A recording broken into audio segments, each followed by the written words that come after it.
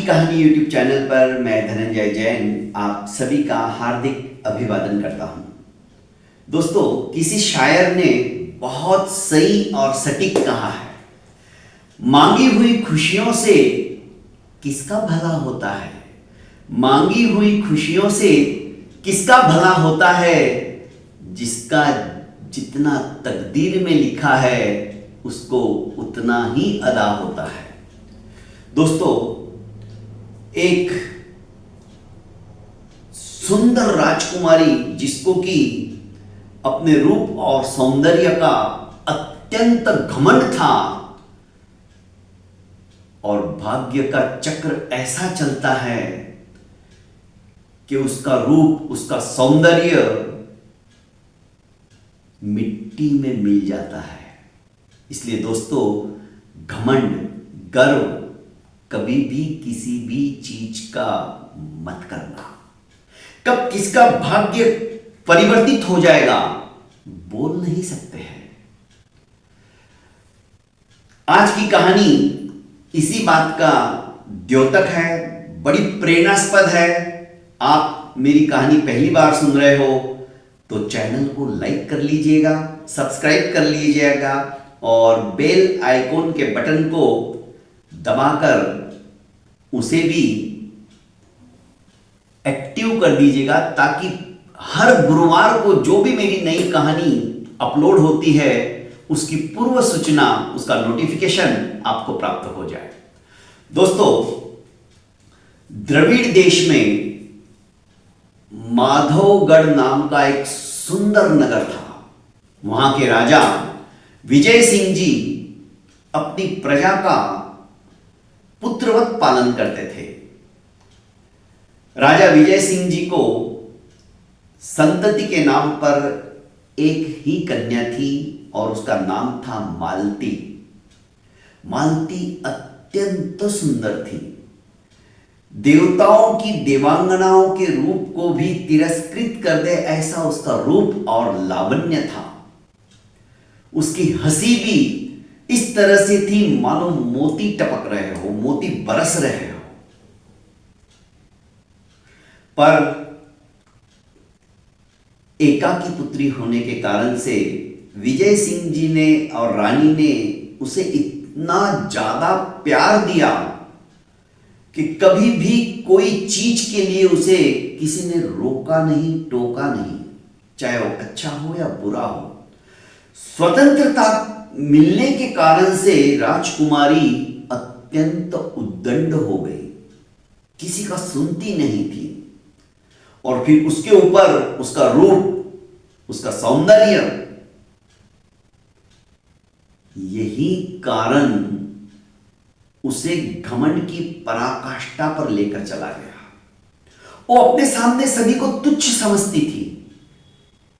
जैसे ही उसने यौवन की दहलीज के ऊपर अपना कदम रखा, अपना पैर रखा, तो स्वाभाविक है हर माता पिता को अपने बेटी के विवाह का टेंशन आ ही जाता है, चिंता सताने लग जाती है। राजा विजय सिंह जी भी अपनी पुत्री का विवाह किसी अच्छे राजकुमार के साथ में करने की चाह रखते थे, अभिलाषा रखते थे। एक एक करके कई जगह से रिश्ते आए, पर राजकुमारी उन रिश्तों को समझने की कोशिश ही नहीं करती थी और जो भी राजकुमार उसे देखने को आता उसका उपहास करके उसे वापस लौटा देती। राजा विजय सिंह अत्यंत चिंताग्रस्त रहने लगे। आखिर एक दिन महामंत्री ने मंत्रणा कक्ष के अंदर जब राजा ने उन्हें बुलाया था और राज्य की चर्चा के बाद में जब राजकुमारी का विषय निकला तो उन्होंने राजा को एक सलाह दी। कहा कि महाराज, क्यों नहीं आप स्वयंवर आयोजित करते हो?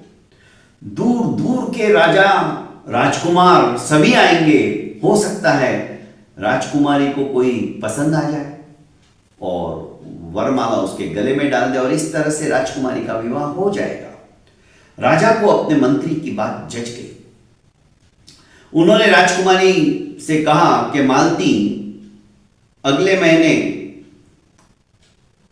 पूनम के दिन मैं तुम्हारा स्वयंवर रच रहा हूं। सुदूर के राजा महाराजा और राजकुमार आने वाले हैं।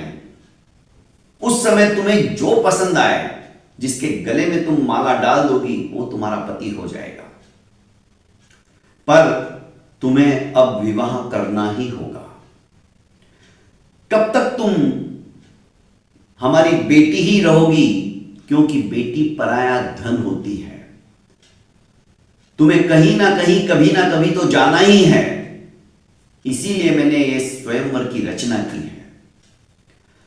मालती ने अपने पिताजी की भी बात हंसी में उड़ा दी, पर राजा सभी जगह अपने दूतों को भेजकर निमंत्रण पत्रिका पहुंचाने लगे थे कि इस तरह से हमने स्वयंवर का आयोजन किया है, तो आप जरूर आइए। जो जो कुंवारे थे, राजा, राजकुमार, व्यापारी, सभी मालती से विवाह करने की इच्छा से एकत्रित होने लगे माधवगढ़ के अंदर, माधवगढ़ नगर के अंदर। राजभवन एक दुल्हन की तरह सजाया गया था। बहुत बड़ा मंडप डाल दिया गया था। यथोचित राजा, महाराजा और राजकुमारों को उनका स्थान अनुग्रहित करने के लिए व्यवस्थित आसनस्थ कर दिए गए थे, बिछा दिए गए थे। ठीक समय पर स्वयंवर का प्रारंभ हुआ। राजकुमारी मालती अपनी कुछ 5-6 सहेलियों के साथ में विवाह मंडप पे हाथों में फूलमाला लेकर आती है और मंथर गति से एक एक करके राजकुमार के, राजाओं के और जो भी उसके साथ में विवाह करने के इच्छुक थे, ऐसे व्यापारी पुत्रों के सामने से निकलने लगी। पर राजकुमारी अपनी आदत के अनुसार घमंडी तो थी, रूप का गर्व 7वें आसमान पर चढ़ा हुआ था।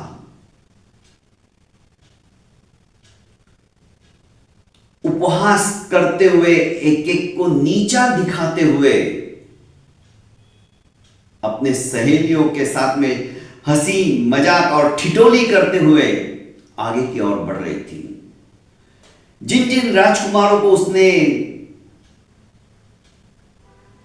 एक तरह से आज की भाषा में कहूं तो रिजेक्ट कर दिया, तवज्जो नहीं दी, उनका अपमान किया, वे राजकुमार तिल मिलाते हुए बाहर की ओर चले जाते थे, राजसभा से निकल जाते थे। कौन अपमान सहन करेगा? राजा को यह बात बड़ी अखर रही थी। अभी तक 30-35 राजकुमारों को उसने हंसी मजाक करके, उनका उपहास करके उनको अपमानित कर दिया था और वे बाहर जा चुके थे। उसमें से एक राजकुमार जो मन ही मन राजकुमारी मालती को अपना दिल दे बैठा था, जब उसके सामने आई, उसका भी उसने उपहास किया। उसे किसी की परवाह ही नहीं थी। यह भी मन मसोस कर राजसभा के बाहर निकल गया। उसके पश्चात एक अत्यंत हृष्ट पुष्ट राजकुमार के सामने आई तो अपनी सहेलियों को कहने लगी, ये देखो, सांड की तरह दिख रहा है। अपने मुंह से अपने लिए सांड की उक्ति सुनकर, उपमा सुनकर ये राजकुमार क्रोधित हो गया, पर अपने आप के क्रोध को जैसे भगवान शंकर ने जहर पी लिया था वैसे पीकर वो भी दंदनाते हुए निकल गया। उसके जाते ये जोरों से अट्टहास करने लगी, आया था बड़ा सांड की तरह मेरे को वरण करने के लिए, मुझसे विवाह करने के लिए। कहां मैं, कहां ये। हंसी मजाक करते हुए अपने सहेलियों के साथ में आगे की ओर बढ़ी तो एक लंबा सा राजकुमार था। उसे भी देखकर बोल पड़ी, ये देखो, इसकी शक्ल देखो, ताड़ वृक्ष की तरह लग रहा है। वो भी अपमानित हुआ। इसी तरह से प्रत्येक राजकुमार और राजाओं के बीच में नुक्स निकालकर उन्हें अपमानित करते हुए ये राजकुमारी मालती आगे की ओर बढ़ रही थी। अब महाराज विजय सिंह की सहनशीलता की सीमा का अतिरेक हो गया था। उन्हें बिल्कुल भी अच्छा नहीं लग रहा था कि ये क्या कर रही है। आज हमारे जो अतिथि बन के आए हुए हैं, हमारे मेहमान बन के आए हुए हैं, उन समस्त राजाओं को, राजकुमारों को ये इस तरह से जलील कर रही है। अब उनके भी धैर्य की सीमा का अतिरेक हो चुका था। उन्होंने घोषणा की, बस अब इस स्वयंवर को मैं यही स्थगित करता हूं। सभी आश्चर्यचकित हो गए, देखने लगे क्या हो गया। अब राजकुमारी किसी के गले में माला नहीं डालेगी और ना ही किसी का इस तरह से उपहास करेगी।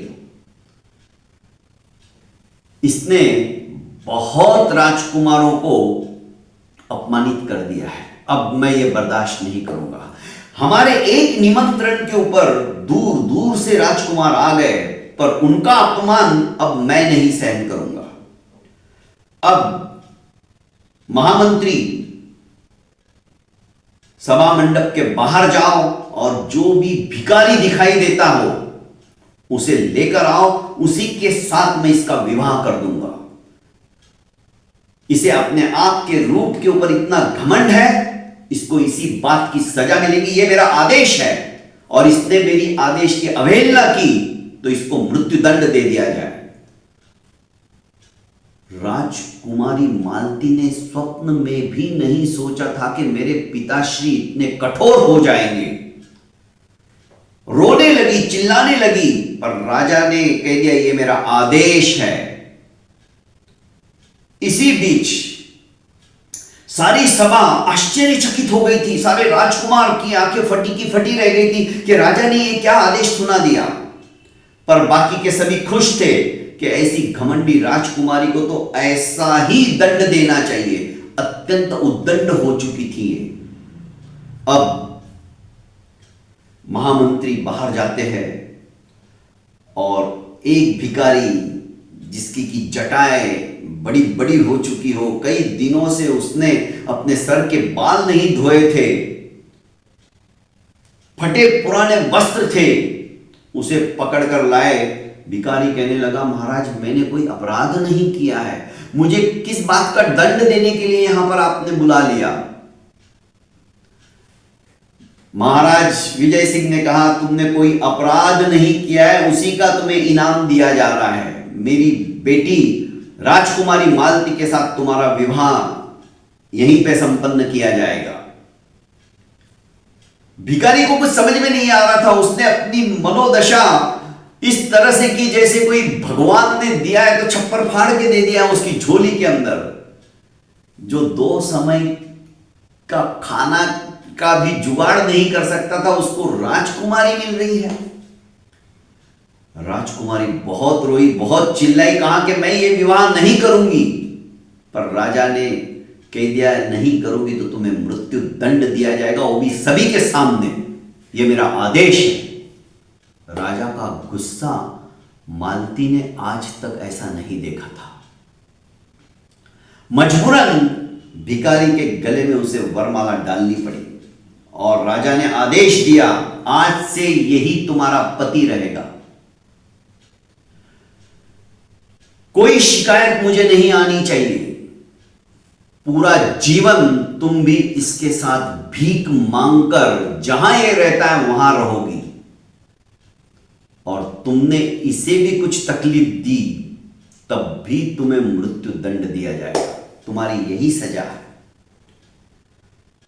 अपमानित हो चुकी थी, उसे लग रहा था कि धरती फट जाए और मैं उसके अंदर समा जाऊं। घमंड चूर चूर हो चुका था, पर राजा के आदेश के आगे कुछ कर भी नहीं सकती थी। भिखारी उसका हाथ पकड़कर चल पड़ा।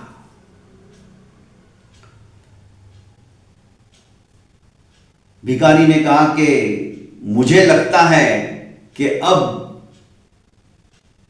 तुम्हारा इस नगर में रहना उचित नहीं रहेगा, क्योंकि जो भी तुम्हें देखेगा तुम्हें ताने मारेगा, तुम्हें अपमानित करेगा, तुम्हें जलील करेगा, और मुझे लगता है कि तुम वो सहन नहीं कर पाओगी। हम कहीं दूर चलते हैं। पूरा समय जब तक कि अंधकार नहीं होता है, ये भिखारी अपनी नवविवाहिता राजकुमारी मालती को लेकर नगर के बाहर जंगल के रास्ते से चलने लगा। एक सुनसान जगह पर छोटी सी झोपड़ी थी। उस झोपड़ी में भी कोई रहता नहीं था। भिखारी ने कहा कि आज की रात हम यहीं पर व्यतीत करेंगे, फिर और आगे चलेंगे। झोपड़ी अत्यंत गंदी थी। राजकुमारी ने कहा, मैं यहां पे कैसे सो सकती हूं, कैसे रह सकती हूं? तुम्हारे किसी नौकर को बुलाओ और ये सब साफ सफाई कराओ। भिखारी ने कहा कि मेरी तो नौकर रखने की हैसियत भी नहीं है, मैं खुद ही भिखारी हूं। इस बात को तुम अच्छी तरह से समझ लो।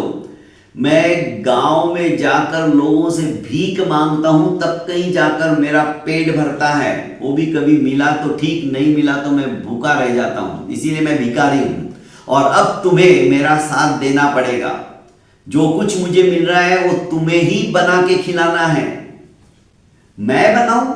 मेरे तो दास दासी नौकर चाकर सब मैं जो मुंह से बोलती थी लाकर हाजिर करते थे। अब तुम उस एक स्वप्न की तरफ भूल जाओ, जमीन पे आ जाओ, हकीकत पे आ जाओ। अब मैं भिखारी हूं और तुम भिखारन हो, यही सत्य है। कोने में एक झाड़ू पड़ा था। उसने कहा कि तुमको और मेरे को मिलके ये कुटिया आज साफ करनी है। यदि रात को मुक्काम करना है, रुकना है तो मजबूरन राजकुमारी को कुटिया साफ करनी पड़ी। जो कुछ भिखारी की झोली में था, लकड़ियां इकट्ठी की, जलाया, और इसने तो जिंदगी में कभी खाना बनाया ही नहीं था। जैसा तैसा कच्चा पक्का दोनों ने मिलकर खाना बनाया और खाया। भूख तो लगी थी और चुपचाप सो गए। प्रातःकाल जब ये उठी, अब राजभवन के अंदर जो शहनाइयां बजती थी, यहां पे कुछ नहीं था। पक्षियों का कलरव था। भिखारी भी उठा। उसने कहा कि चलो दूसरे नगर के अंदर हम चले जाए तो ज्यादा अच्छा है। जैसे ही एक अन्य नगर की सीमा के अंदर पहुंचे तो वहां पर एक सुंदर सा उद्यान था। भिखारी ने कहा कि इसी उद्यान के अंदर हम अपनी छोटी सी झोपड़ी बनाकर रहेंगे। यहां पे तुम्हें भी कोई जानता नहीं है, मुझे भी कोई जानता नहीं है, और आसपास के गांव के अंदर जाकर मेहनत मजदूरी करके या भीख मांगकर हम अपना गुजारा करेंगे। राजकुमारी ने कहा कि ये सब काम मैं नहीं करूंगी, जो कुछ करना है तुम्हें ही करना है। भिखारी ने कहा ठीक है, तुम घर संभालना। झोपड़ी बनाई, छोटी सी झोपड़ी। झोपड़ी के बाजू में ही एप्पल का एक पेड़ था, उसी के नीचे इन्होंने अपनी झोपड़ी बनाई थी। भिखारी अड़ोसी पड़ोसी गांव में जाकर भीख मांग कर लाता और सायंकाल राजकुमारी मालती कच्चा पक्का जैसा भी उसे भिखारी ने ही सिखाया था बनाती। दोनों खाते और सो जाते।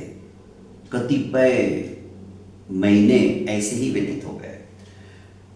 राजकुमारी ने कहा कि मेरे को तो ये मांगा हुआ लाकर खाने में अब मजा नहीं आ रहा है, कुछ ऐसी स्वादिष्ट चीजें चाहिए, मेरा बड़ा मन हो रहा है। भिखारी ने कहा कि उसके लिए पैसे चाहिए, मुझे पैसा कोई देता नहीं है, एक काम कर सकती हो।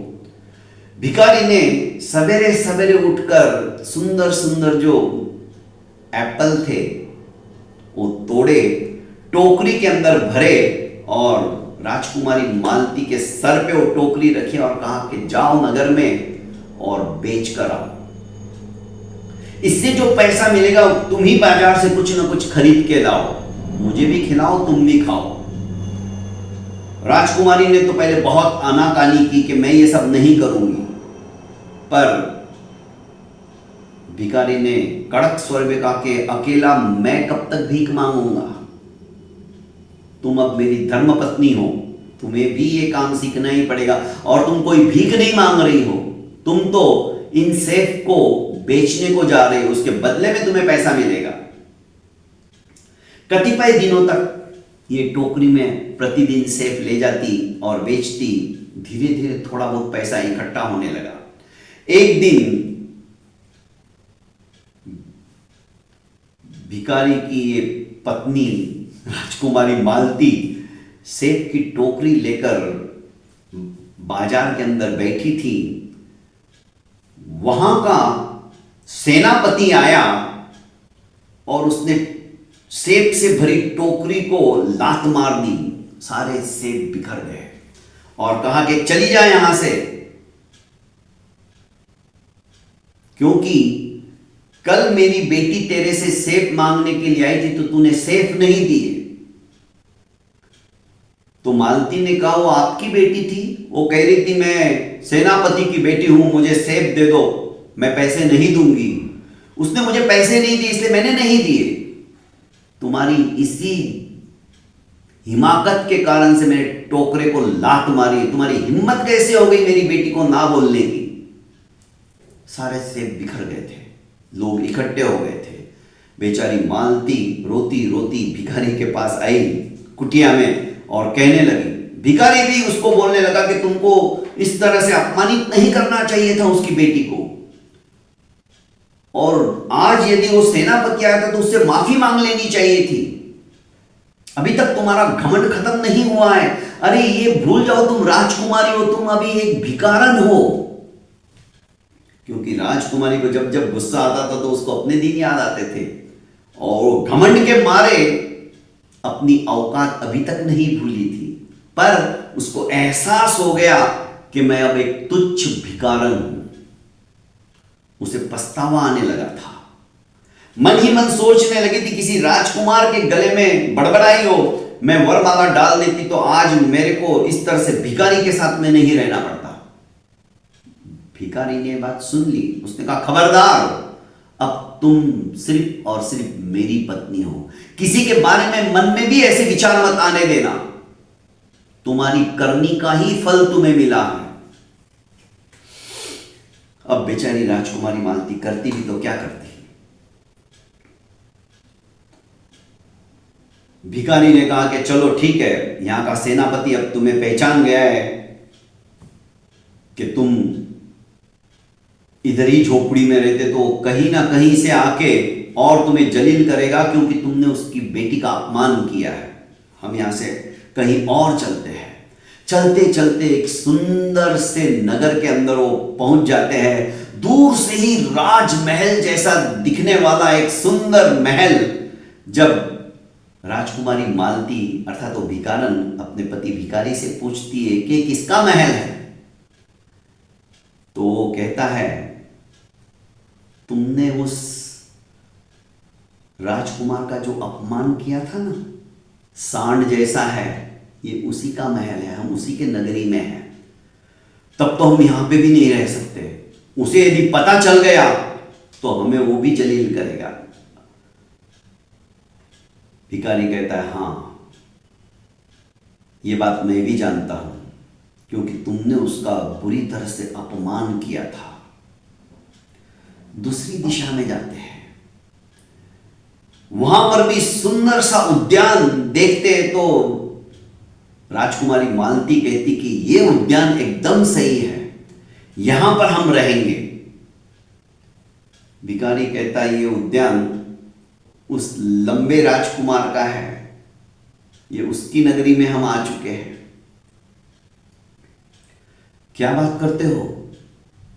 हां, यदि उसे भी पता चला कि राजकुमारी घमंडी जिसने मेरा अपमान किया था वो मेरे ही उद्यान में आकर रुक रही है, तो बुरा होगा।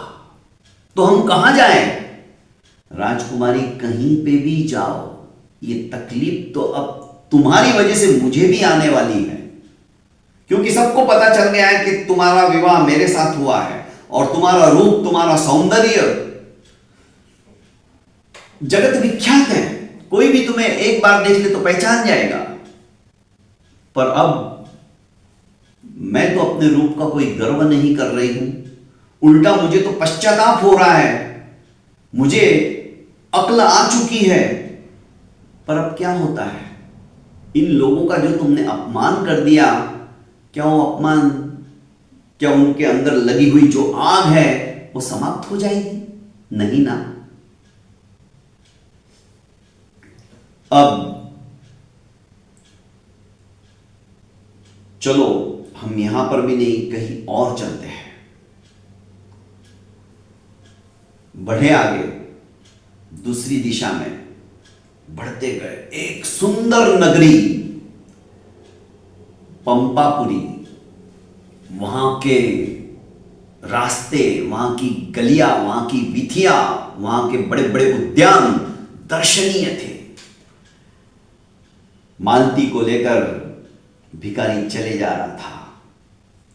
उसने कहा कि एक काम करो, अब हम अपना वेश परिवर्तन करके, तुम भी काम ढूंढो, मैं भी काम ढूंढता हूं, कहीं ना कहीं हम अब मेहनत करेंगे, अब भीख मांगने का काम हम छोड़ देंगे। पर मुझे तो कुछ आता नहीं, मैं क्या करूंगी? तुम्हें कच्चा पक्का जैसा भी हो, मैंने खाना बनाना सिखाया है ना।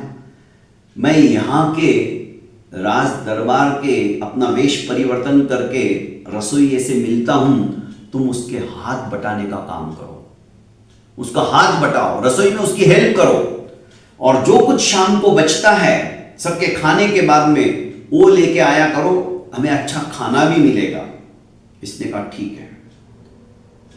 अब ये भिखारी ने उसकी नौकरी वहां पर लगा दी। करीब 1 महीना व्यतीत हो गया। ये अब धीरे धीरे अच्छा खाना बनाना भी सीख गई। अब इसका घमंड चूर चूर हो चुका था।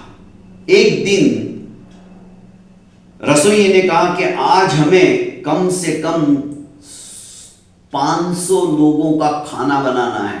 500 मेहमान आने वाले हैं, बड़े बड़े राजा राजकुमार आने वाले हैं, और तुम्हें पिछले रास्ते से नहीं, आगे के रास्ते से ही जाना होगा, क्योंकि पिछले रास्ते सारे बंद कर दिए गए हैं। अब ये रात को बचा खुचा खाना लेकर जाने की तैयारी में थी। सारे राजकुमार राजा लोग बैठे थे। जब ये निकलकर जाने लगी तो वो दृश्य देखा, इतने सारे राजा राजकुमार बैठे हुए हैं। उनको देख के ये थोड़ी सहम गई। इसे लगा कि जरूर मुझे कोई ना कोई पहचान लेगा, क्योंकि सबने उसको देखा था, और अड़ोसी पड़ोसी के सारे राजा राजकुमार आए थे। सभी उसको देखते ही हंसी उड़ाने लगे। ये समझ गई कि ये लोग मुझे पहचान गए। उसे लग रहा था कि बस अभी धरती फट जाए और मैं उसके अंदर समा जाऊं। इसी सोच में उसके हाथ में जो कुछ सामान था खाने का, वो नीचे गिर गया। सारे खाद्य सामग्री नीचे गिर गई, जो कि लोगों की बची हुई थी। वो देखकर और ज्यादा जोर जोर से हंसने लगे। राजकुमार, जिसने कि अपना रुतबा, अपनी आवाज, उसने कहा बस अब कोई हंसेगा नहीं। उसने उसे उठाया और कहा कि मालती, पहचानो मुझे, मैं कौन हूं। मालती ने ध्यान से देखा, क्योंकि इस भिखारी का तो रूप ही अलग हो चुका था। छद्मवेश में जो भिखारी ही समझती थी, उसने अपने मुंह को पूरा काला, उसका मेकअप ही वैसा था, वो तो उसका राजकुमार, हाँ मैं ही हूं तुम्हारा वो भिखारी, और ये राज्य पंपापुरी मेरी ही है, और अब धूमधाम से हमारी शादी होगी, क्योंकि अब तुमने अपने आप को बदल लिया है। राजकुमारी को सब कुछ समझ में नहीं आ रहा था ये क्या हो रहा है। जब राजकुमारी ने देखा कि उसके पिता और माता अर्थात राजा विजय सिंह और उसकी मां जब आई कनकवती, तो रो पड़ी, चरणों में गिर पड़ी कि आप यहां कहां, कि ये वही राजकुमार है जो तुम्हें मन ही मन प्रेम करता था, और जैसे ही मैंने घोषणा की, तुमने सभी का अपमान किया, तो कि मैं तुम्हारा विवाह भिखारी के साथ करूंगा, क्योंकि तुम्हारी मां भी परेशान हो चुकी थी। मैंने एक सेकंड में उसकी राय ली और उसने कहा कि हां ऐसा ही करो। उस समय हमारा भी गुस्सा 7वें आसमान पर था, पर यह राजकुमार जो तुम्हें मन ही मन प्रेम करता था, फटाक से गया और इसने अपना रूप परिवर्तित किया, जटाएं बढ़ाई, मुंह को कालीमा पोती, झोली हाथ में ली, अपने कपड़े फटे पुराने वैसे इकट्ठे किए, ये सब कुछ फटाफट करके ये तुमसे विवाह करने के लिए भिखारी बना। और तब से लेकर आज तक, जब तक कि तुम्हारा घमंड चूर चूर नहीं हो जाता है, इसने अपने आप को भी तुम्हारे साथ तकलीफ दी। यही सच्चा प्रेम होता है, यही सच्चा प्यार है। आज भी तुम्हें कितना प्रेम करता है, तुम्हारे साथ भिखारी बनकर रहा, भीख मांगता रहा, पर उसके पीछे एक ही कारण था, तुम्हारा ये जो अहंकार था ना, उसको विगलित करना था, और उसमें ये सफल भी रहा। अब राजकुमार बोलने लगा, जो कि भिखारी बना था, कि मालती अब हमारा विवाह राजसी ठाट के साथ अत्यंत धूमधाम से होगा।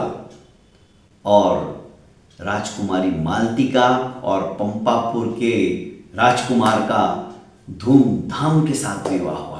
कहने का अभिप्राय है दोस्तों, बचपन से ही बच्चों को इतना ज्यादा भी लाड और प्यार मत दो जो कि वो आउट ऑफ कंट्रोल हो जाए, बिगड़ जाए।